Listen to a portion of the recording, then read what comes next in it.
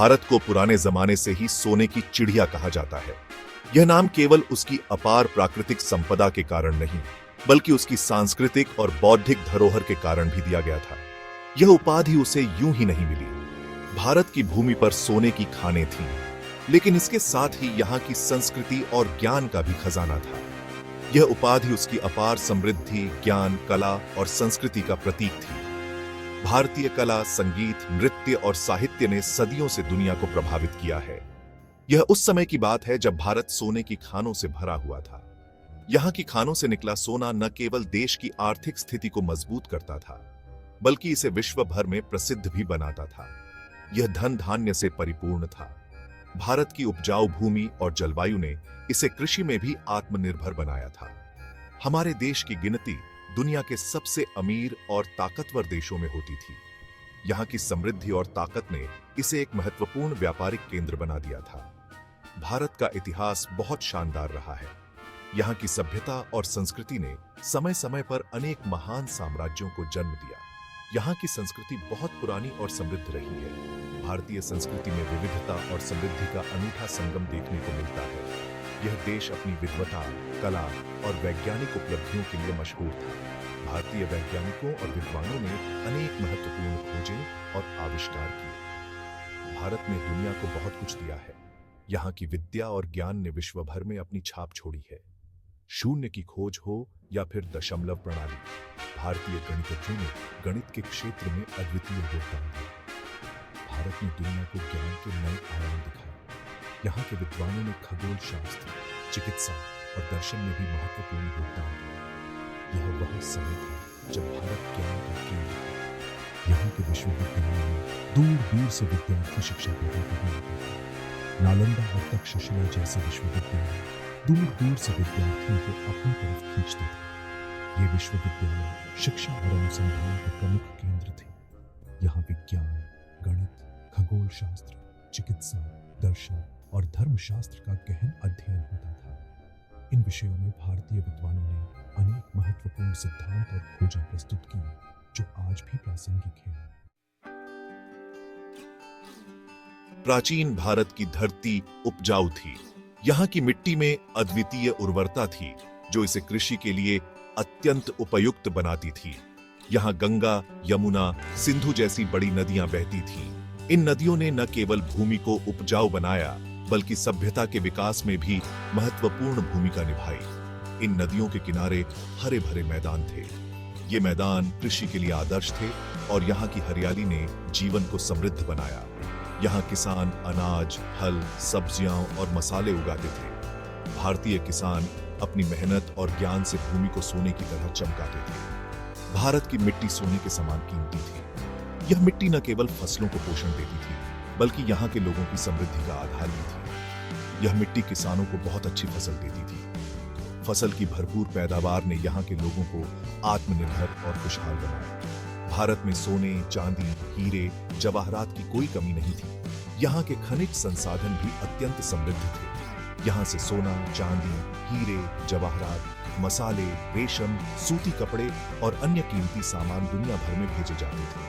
भारतीय व्यापारियों ने अपनी वस्तुओं की गुणवत्ता से विश्व भर में पहचान बनाई। भारत का व्यापार बहुत दूर दूर तक फैला हुआ था। भारतीय व्यापारी अपने सामान को दूरस्थ देशों तक पहुंचाते थे। व्यापारी जहाजों में सामान भरकर यूरोप, अफ्रीका और दक्षिण पूर्व एशिया तक जाते थे। समुद्री मार्गों ने व्यापार को और भी विस्तृत किया। भारतीय शिल्पकार अपनी कला में बहुत कुशल थे। उनकी कला ने भारतीय संस्कृति को विश्व भर में प्रसिद्ध किया। वे सोने, चांदी, तांबे और पीतल से सुंदर बर्तन, आभूषण और मूर्तियां बनाते थे। उनकी कारीगरी अद्वितीय थी और हर वस्तु में उनकी मेहनत झलकती थी।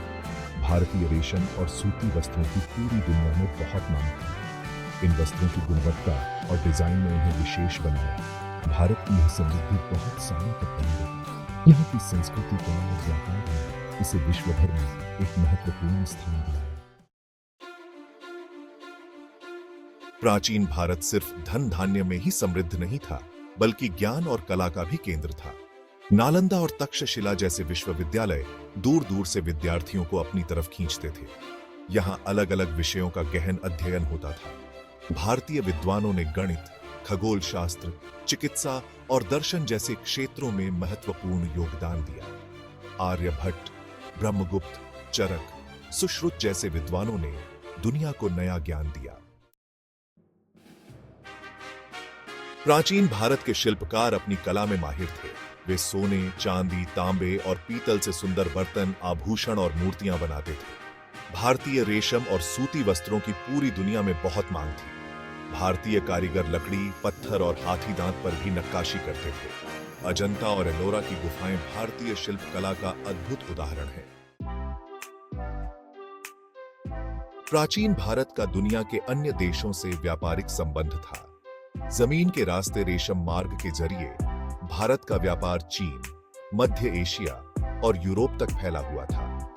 समुद्र के रास्ते भारत का व्यापार मिस्र, रोम, अरब देशों और दक्षिण पूर्व एशियाई देशों तक फैला था।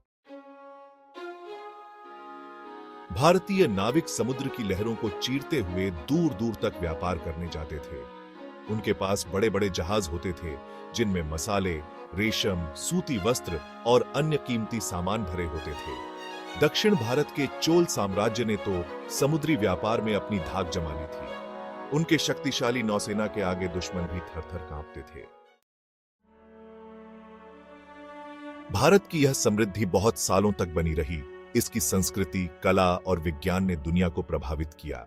यहाँ की धरोहरें और परंपराएं अद्वितीय थीं, लेकिन समय के साथ भारत पर विदेशी आक्रमण होने लगे। इन आक्रमणों ने भारत की समृद्धि को प्रभावित किया और यहाँ की शांति को भंग कर दिया।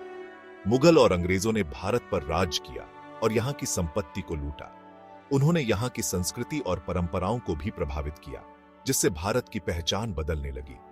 आजादी के बाद भारत ने फिर से उन्नति की राह पकड़ी है। स्वतंत्रता के बाद भारत ने अपने विकास के लिए कई कदम उठाए और विभिन्न क्षेत्रों में प्रगति की। आज भारत दुनिया की सबसे तेजी से बढ़ती अर्थव्यवस्थाओं में से एक है। यहाँ की तकनीकी और औद्योगिक प्रगति ने इसे वैश्विक मंच पर एक महत्वपूर्ण स्थान दिलाया है।